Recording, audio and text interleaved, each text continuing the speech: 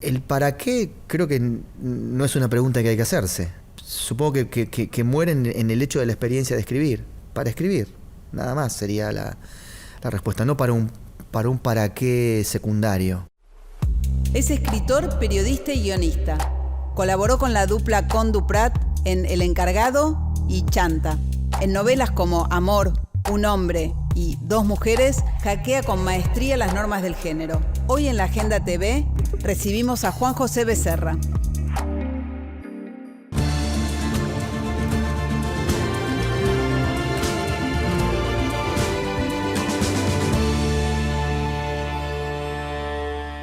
Nuestro invitado de hoy es el escritor y periodista Juan José Becerra, autor de celebradísimos ensayos y novelas como El espectáculo del tiempo, Felicidades, Amor.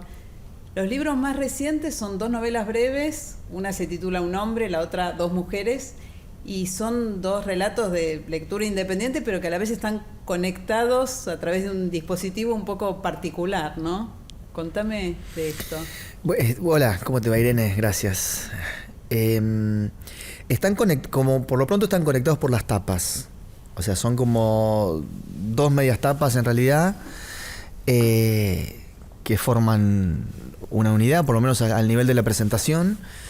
Y en el interior lo que hay es una escena que es común a las dos historias, donde los personajes de un libro se encuentran con los del otro libro. Y eso es una especie de incidente dramático que, bueno, deriva en situaciones que están en cada uno de los libros, cuando podría haber ocurrido lo contrario, es decir, que a partir de esa escena, de ese encuentro,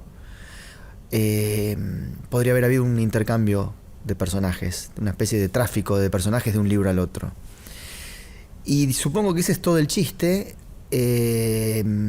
si lo considero en estos términos, pero me gusta más imaginar una situación de desesperación de la persona que escribe y sabe que todo lo que va a escribir, o lo poco que vaya a escribir, va a parar un libro.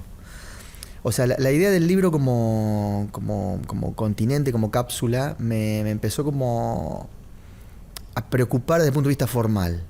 Como si dijésemos, bueno, qué poca cosa es un libro para todo lo que podría darle el lenguaje, aún el lenguaje ejercido en términos muy modestos como es el que podría ejercer yo. O sea, ¿cómo puede ser que la literatura, que es un despliegue de lengua, no tenga una dinámica vital?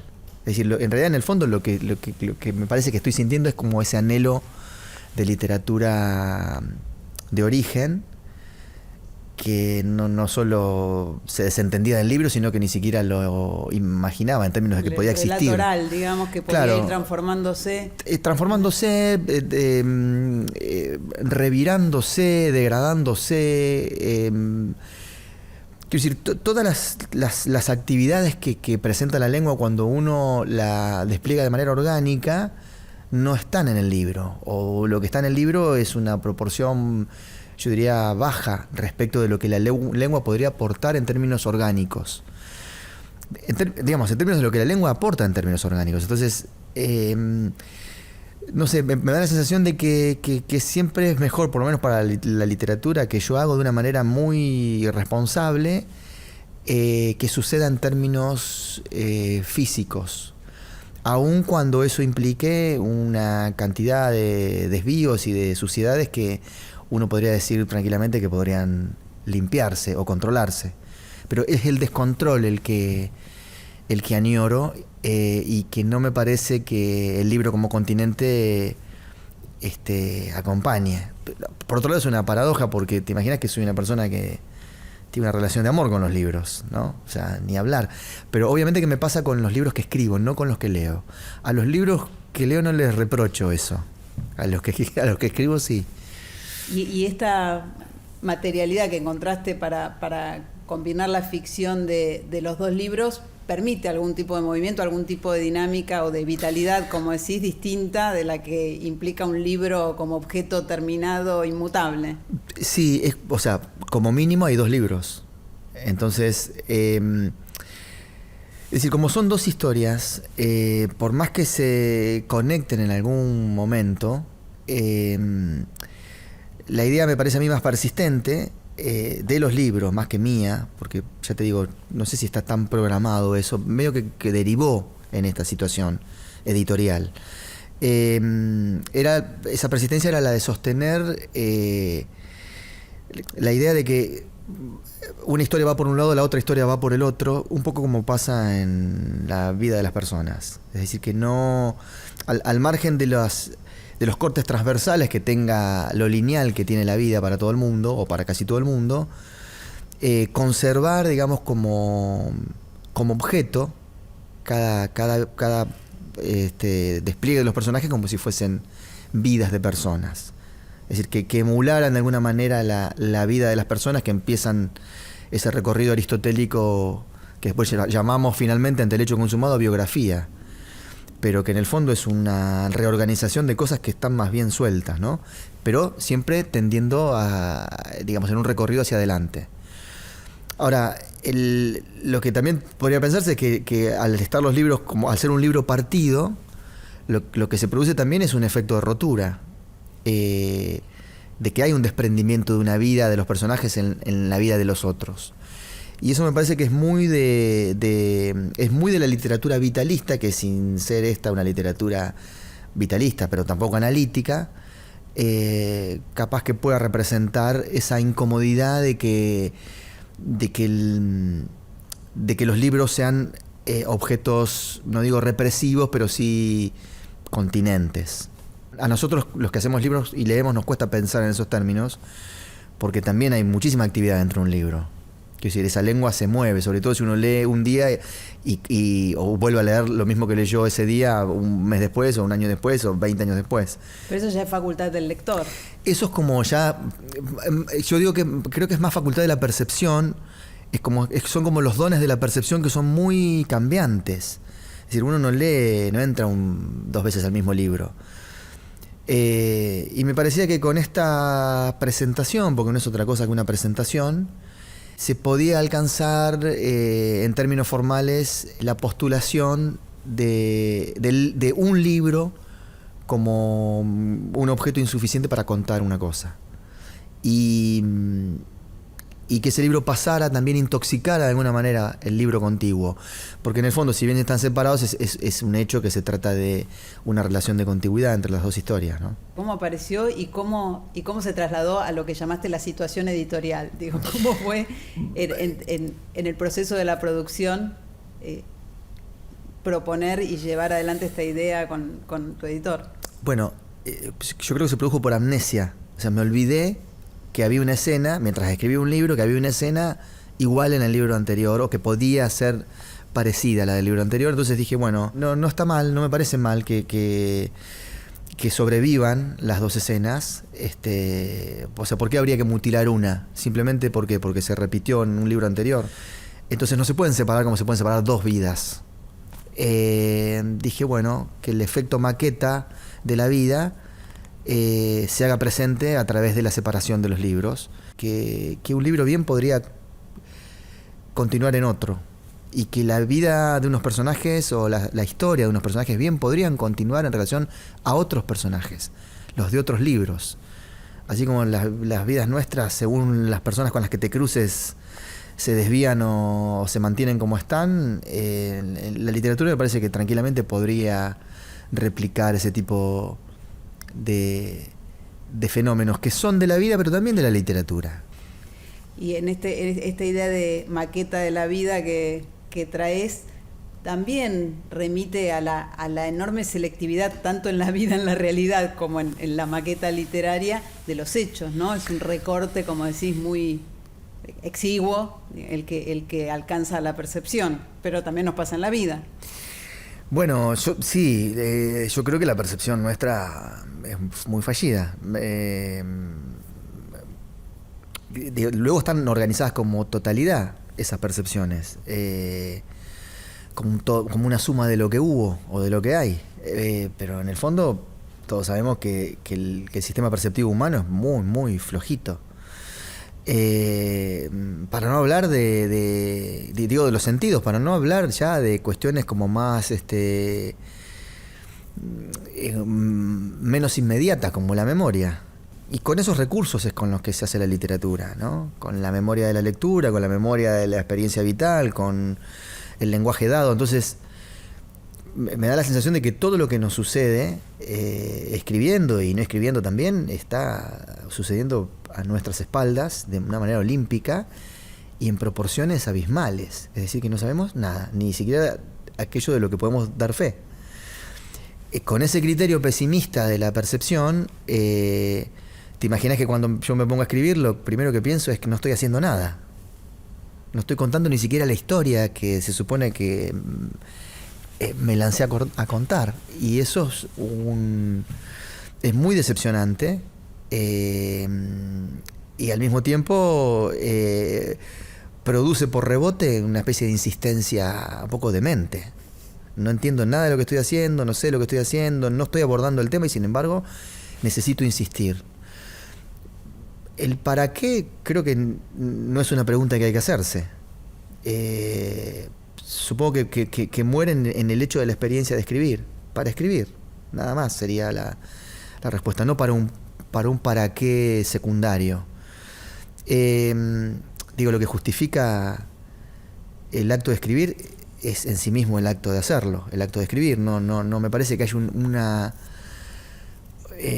un beneficio secundario, decir, escribí un libro que me gusta o que le gusta a alguien. Eso no me parece que suceda en el campo de los hechos concretos de la escritura, que es escribir para escribir.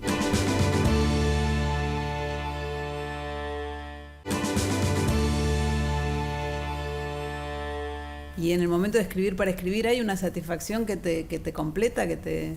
Yo creo que hay que en las personas, no sé cómo serán las otras personas, pero en mi caso yo creo que hay una desesperación por una desesperación de acercamiento sería.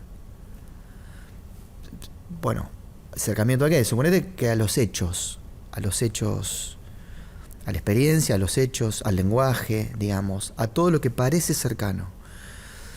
Pero en la medida en que vos a través de la literatura o yo a través de la literatura intento acercarme, es como un espejismo, está siempre a una distancia constante, no zanjás la distancia.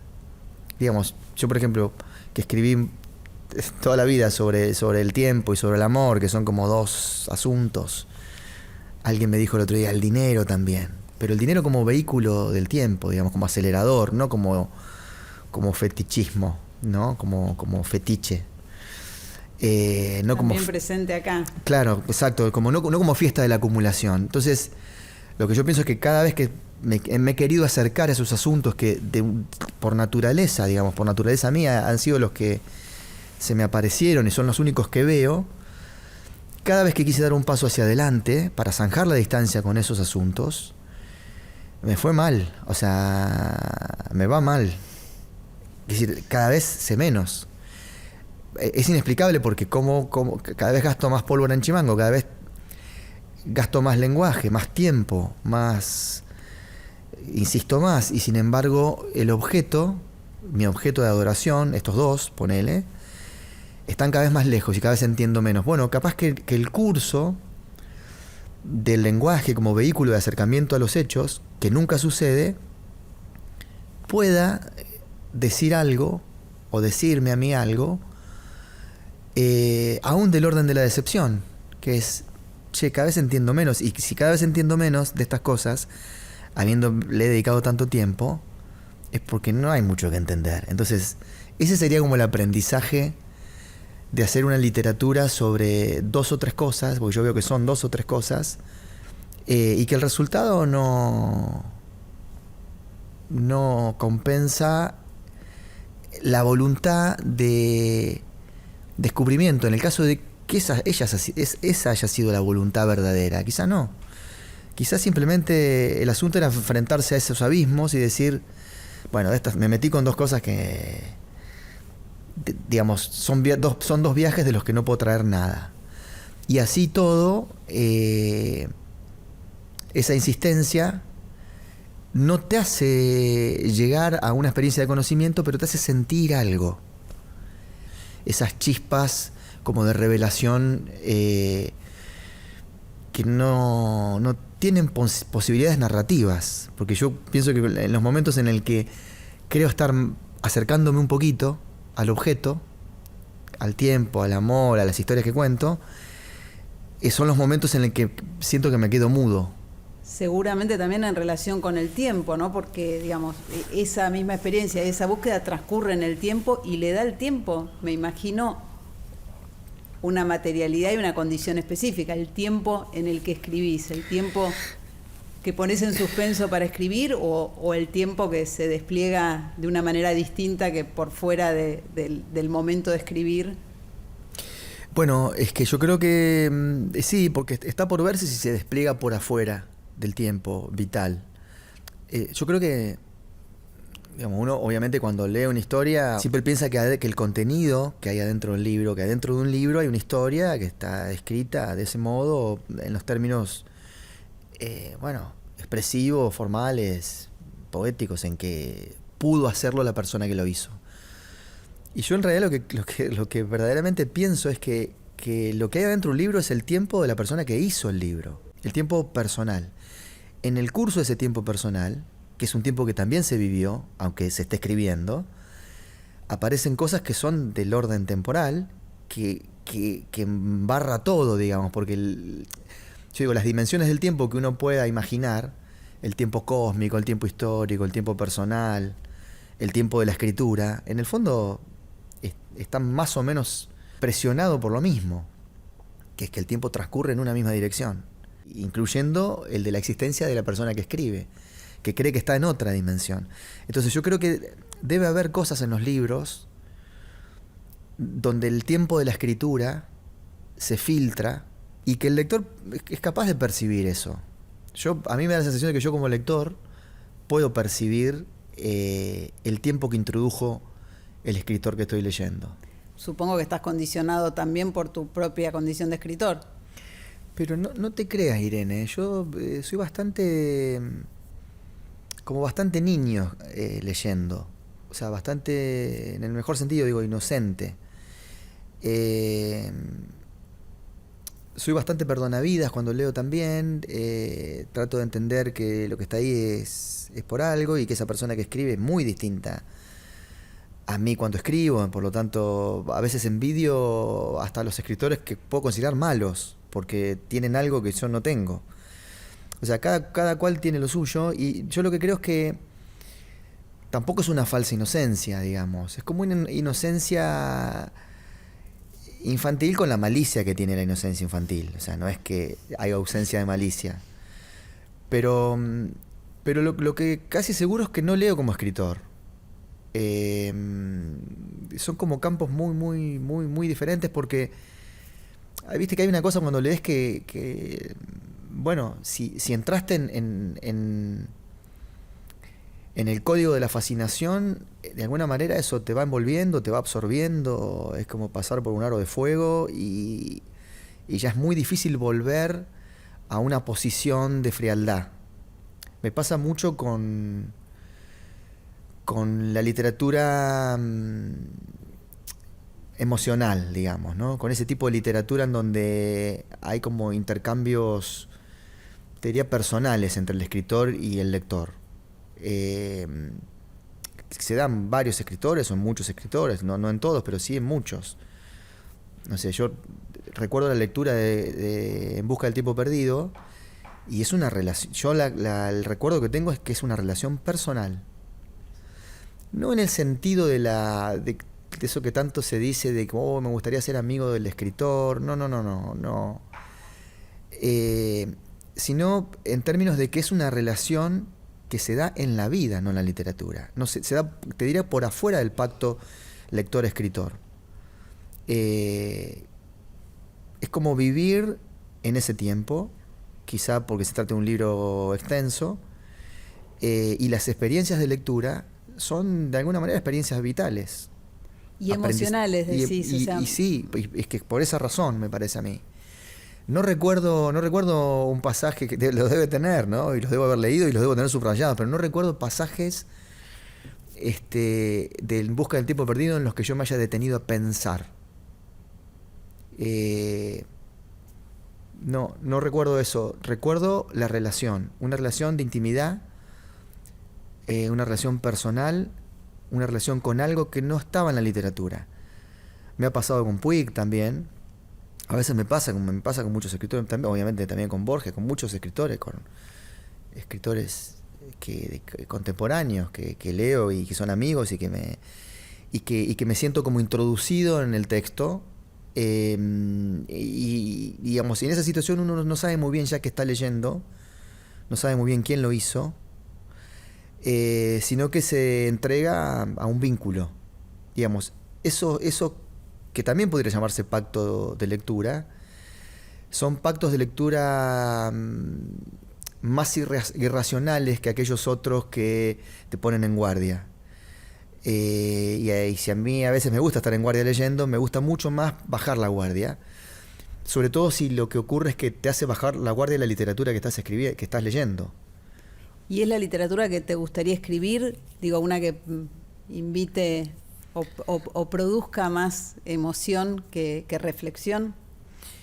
Sí, yo creo que sí, porque me parece que el contacto sería de una naturaleza diferente.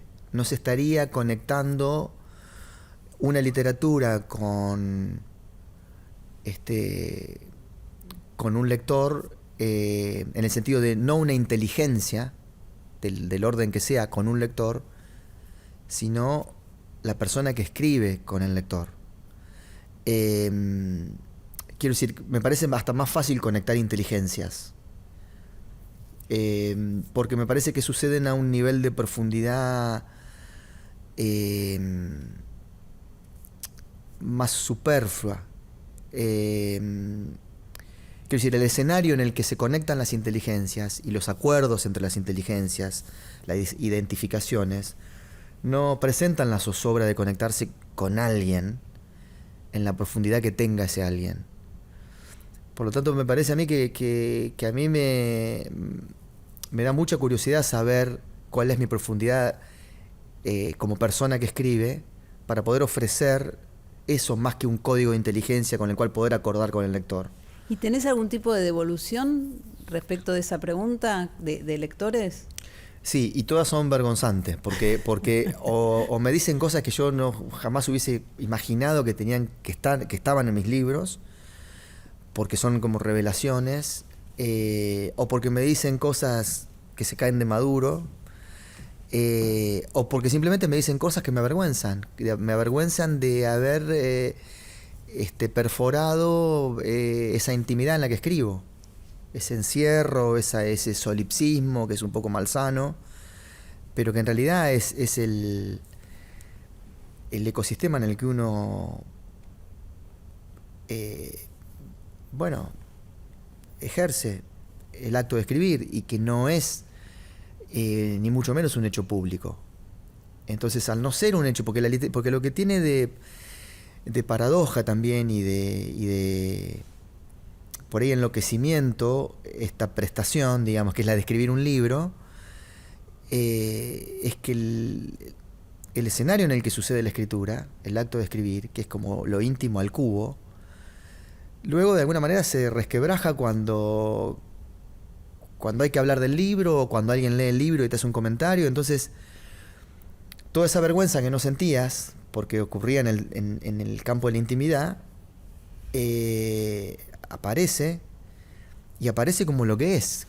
O sea, la literatura como un acto en el que uno se relaciona con la vergüenza personal sin ningún costo.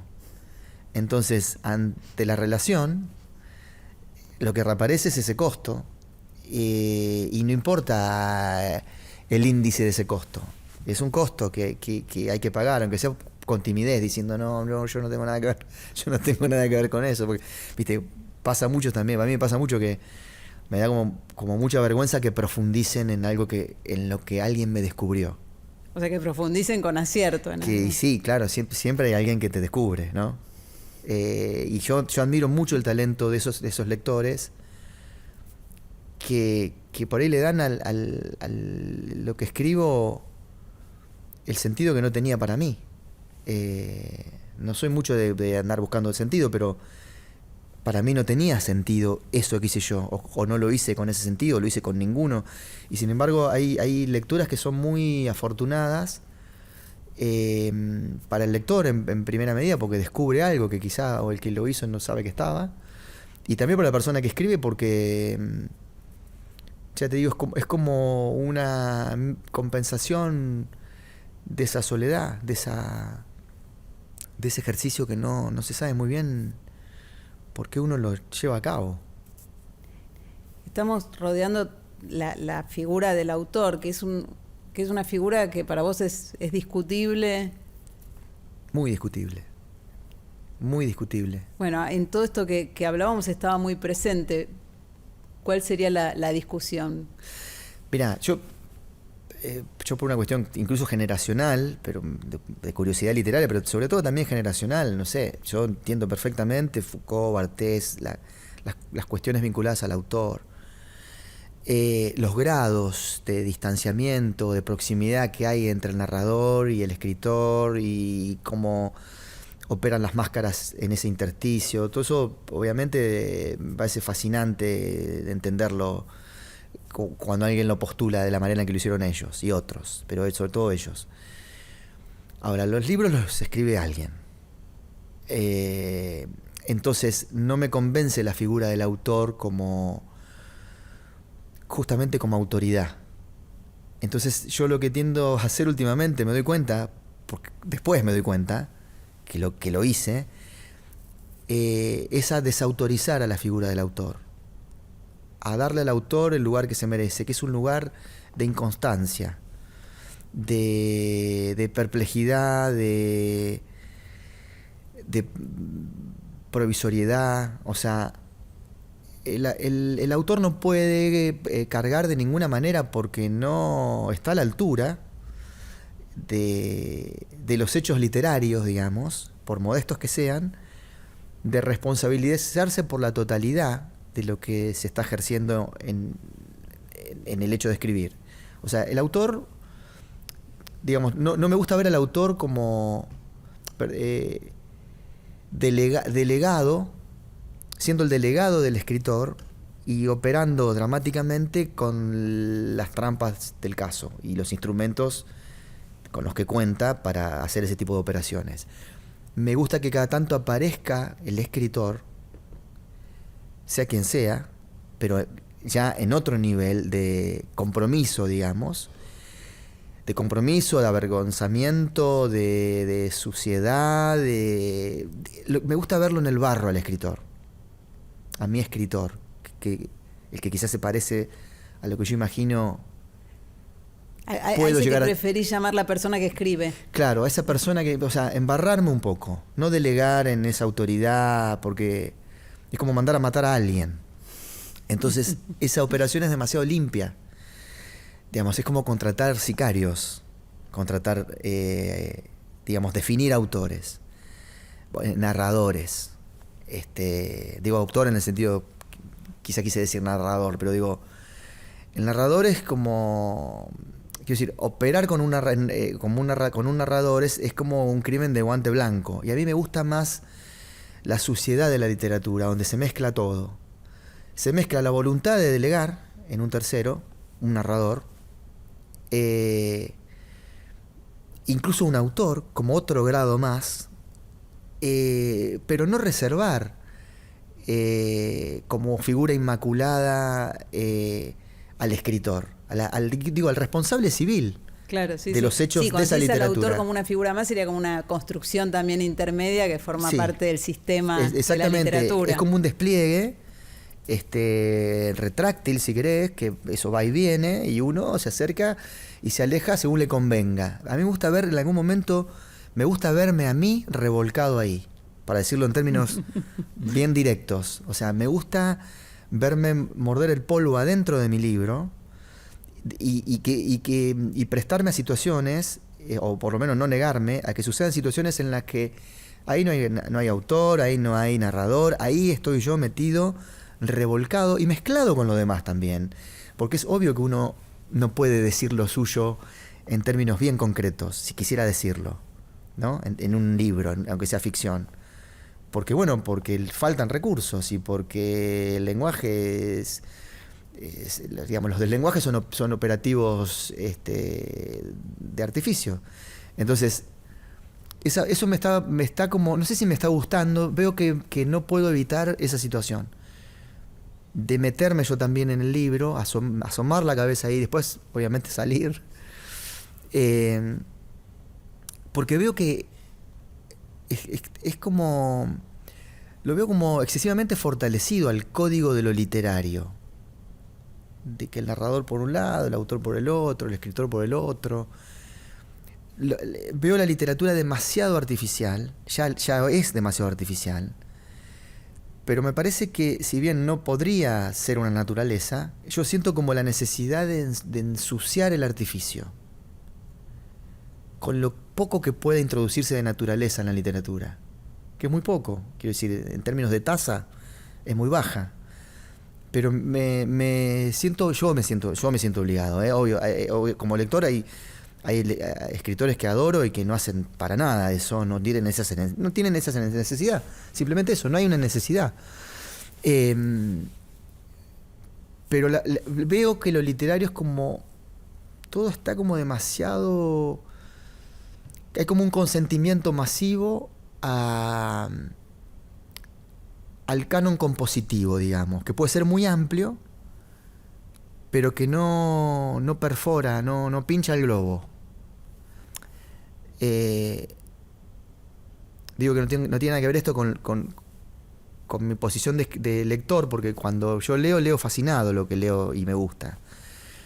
En cambio, no me gustaría fascinar a mí, no me gustaría no decir, che, mirá que esto es un aparato, es literatura, es como una moto, es como un instrumento, es como una herramienta.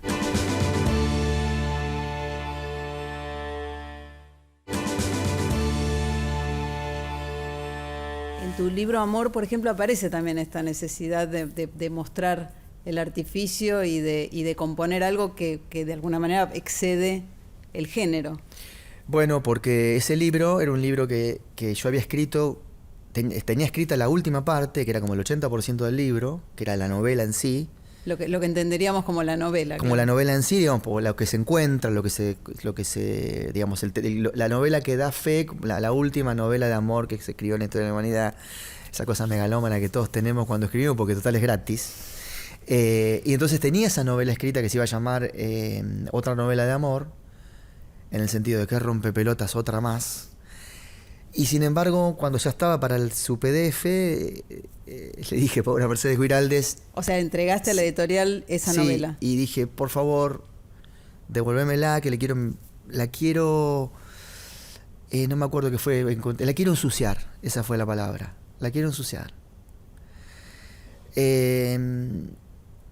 Y lo dije, creo que en términos que aunque sonaran programáticos, eran más bien llanos. Sí, la quiero ensuciar, como en el sentido, quiero que se me manche la camisa. Con tuco, digamos, ¿no? Ya estaba planchada, digamos que era celeste.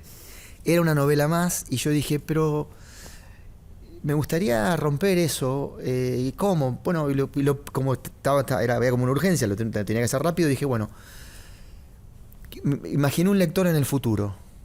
Un lector dentro de 100 años que leía dentro de 100 años el último libro de amor y que ya no recurría a las enciclopedias donde lo que iba a encontrar era el concepto. Iba a encontrar una historia de dos personas y que eso iba a valer por la totalidad. Porque en el fondo capaz que yo creo que la literatura da eso. Quiero decir, el tiempo, por ejemplo. Puedo decir, ¿qué es el tiempo? Bueno, no sé, las religiones se han ocupado de escribirlo a su manera, las enciclopedias también. Ahora, vos lees En busca del tiempo perdido y, bueno, medio que ya un poquito te acercás a ese conocimiento malogrado, insuficiente, imperfecto, pero más o menos algo sabés. Lees El tiempo recobrado y algo sabés, algo más sabés. Por supuesto que la vida también enseña lo que es el tiempo, ni hablar, ¿no? Es como el gran libro, pero la literatura tiene como esos aportes, y yo pienso que hay cosas que la literatura te acerca que ninguna otra disciplina es capaz de acercar. Ni siquiera las disciplinas más prestigiosas, ¿no? La literatura lo hace, y creo que porque lo hace por accidente. Lo hace porque no sabe hacerlo, porque del todo no sabe hacerlo, porque sabe perfectamente, porque no canta victoria. O sea, la veo en ese sentido como una disciplina, a pesar de su arrogancia, poco arrogante respecto de las otras. La ciencia, por ejemplo, es lo que no se puede discutir. Yo creo que con ese libro, que es un libro en el que, supongo yo, he intentado, lo digo siempre retrospectivamente, porque en el curso de los hechos no sé nada, no veo nada, he intentado, no sé, entregarme a las sensaciones que produce la experiencia amorosa. O sea, sin ningún tipo de viaje argumental, como una especie de es lo que es, o así es para alguien. Después, obviamente, está lo que sucede una vez consumado el hecho, que es el libro, ¿no? Es, bueno, a qué tipo de fracaso vas, a qué tipo de malentendido vas, pero para mí eso no sé si tiene mucha importancia. Eso es como... esa es como una adenda. No... Que si mi relación con la literatura no está ahí, está antes, mucho antes. Está cuando digo, bueno, te paso el libro. Y después empieza otra cosa, otro teatro, que es esto. Hay un libro que tiene 2 tapas, qué sé yo, y bueno... Pero me parece que lo que se pueda encontrar de literatura para la persona que escribe está en el momento de escribirla. Sin saber a dónde vas. Es que eso yo creo no tiene mucho sentido para mí, saber a dónde voy. Para viajar sí. No es que voy al aeropuerto y no tengo pasaje para ir a algún lado, pero me gustaría, ahora que lo digo, agarrar una valija y decir voy a Ezeiza. Y cuando me digan cuál es tu vuelo, decir no sé. ¿Alguna vez usaste la analogía del camionero? Sí, pero esa más por el tema lumbar y cervical, por el daño, el daño que produce lo que uno cree. Las horas. El arte, ¿viste? Uno cree que el artista es y la figura del artista es para mí, en los hechos concretos de la vida cotidiana, es la de una persona que pica piedras, te digo el artista, la persona que escribe, ¿no? Me gusta más definirlo así. Sí, el camionero se parece mucho en la posición, en lo que está mirando. Me gusta el viaje sin destino. El viaje improvisado en el sentido de tener el deseo del viaje y no tener claro el deseo del viaje y no tener tan claro el deseo del destino. Eso me parece mucho mejor. Que yo, por ejemplo, soy una persona que cuando viaja solo, sobre todo, soy medio como infumable para mí, porque quiero decir, cualquier desvío, cualquier movimiento regresivo, cualquier circularidad, cualquier fuga es un programa, y me parece que tiene mucho que ver con el modo en el que yo escribo. Tengo el deseo de escribir, ese es un deseo insobornable para mí, al que le respondo, obviamente. Ahora, no sé muy bien qué quiero escribir. Esa es la verdad. Y en ese no sé muy bien qué quiero escribir, ocurre el hecho de la escritura. Entonces, lo que me parece que pasa es que me entrego a la confusión. Esa confusión te puede dar muchas salidas, y sobre todo muchas salidas falsas. Pero son las que se corresponden con la curiosidad de querer saber qué tipo de historias estoy escribiendo cuando lo hago? ¿Qué es eso? Y ahora ya me pasa de una manera como patológica, que es que empiezo una novela, escribo 50 páginas y corto, como quien cambia de vías, y paso a otra novela, pero no es que separo, por eso capaz que esto de los dos libros tiene que ver con eso, no es que separo y digo, no, esto no lo escribo más y escribo otro libro, no, sigo en el mismo libro, porque me da la sensación de que por algo ocurre también eso en el curso de la escritura. En el caso de un hombre es muy claro eso. Bueno, porque el hombre quiere, no sé si quiere, es muchas cosas, le aparecen oportunidades de vida, como oportunidades biográficas, agregadas, y las aprovecha. Yo creo que lo único que hace es aprovechar esas ventanas que se abren como tentaciones de máscaras nuevas, de ser otro personaje de su vida.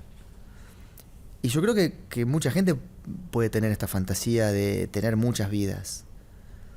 Porque cuando se habla de tener muchas vidas, que quizás responda a un impulso que se podría asociar con la locura, en el fondo es como bastante lógico querer tener muchas vidas. O sea, la vida que uno tiene es poca cosa. Es como infinitesimal, es como, qué sé yo, si uno es muy narcisista puede cambiar el tamaño de la vida. Pero en el fondo, querer tener más vidas, resistirse al progreso de la única vida que uno tiene, progreso en el peor sentido, de la linealidad, de que termina como empezó, de la linealidad, exactamente. Bueno, eso es como un poco, genera un poco de inquietud. Y es cuestión de incoherencia también, de no sostener la lógica de la máscara durante el tiempo que la máscara merezca ser sostenida. Más allá de ese tiempo, digamos, ¿no? Es decir, las máscaras duran lo que duran. Entonces, después se puede tranquilamente saltar a otra. Todas son imaginarias. En el fondo, uno no... Esa renuncia a la personalidad, a tener una personalidad,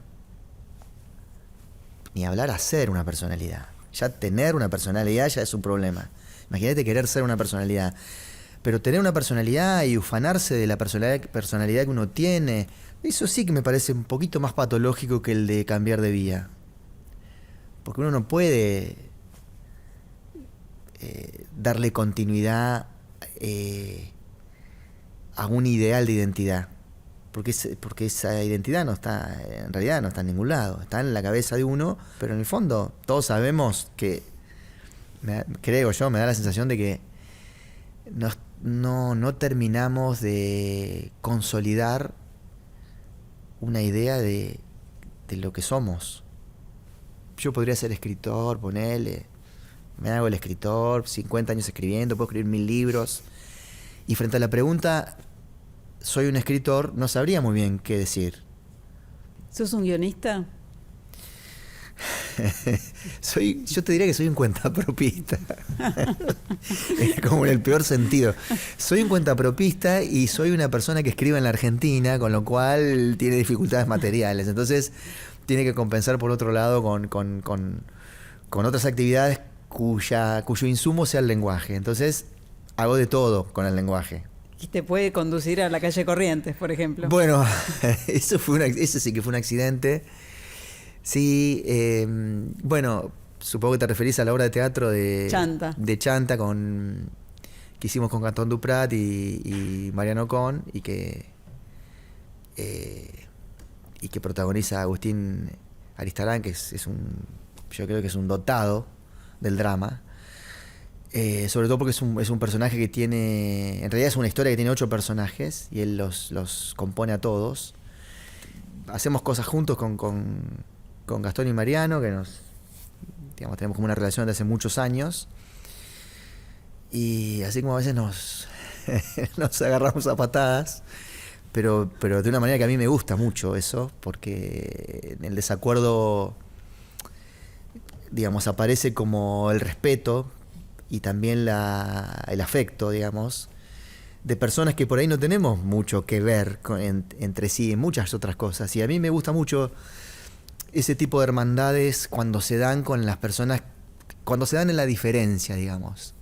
Y bueno, hicimos esta obra de teatro que es un delirio, digamos. Es una persona que vive 80 años y en cada etapa de la vida, obviamente es un personaje diferente, es una persona diferente.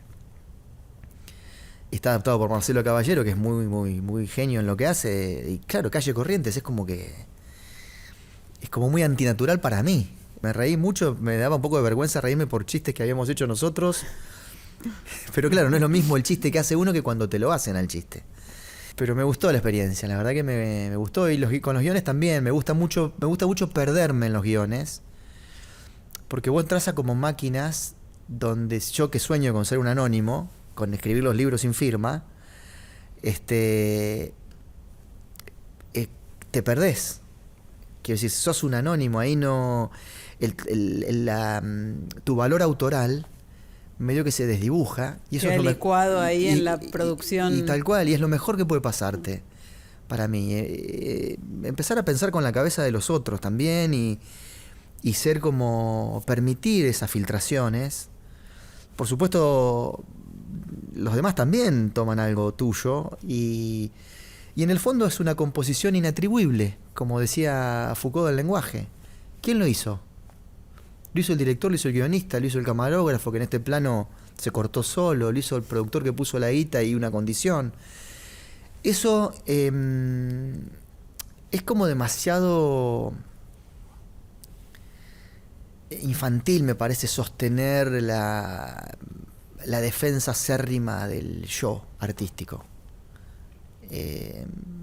Yo entiendo que en la literatura eso es lo que sucede. A mí también, no te voy a decir que no me gusta a veces hacer todo solo sin que nadie me diga nada, que cuando me dicen algo no doy bola. Me gusta el capricho, porque el capricho también forma parte de la oferta artística, digamos. Ahora, los trabajos en conjunto, cuando me toca hacerlos, me satisfacen por el lado de la pérdida. Me gusta perder algo mío.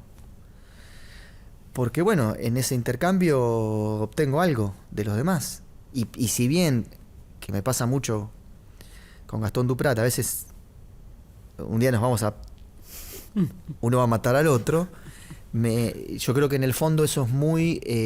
yo creo que es sano.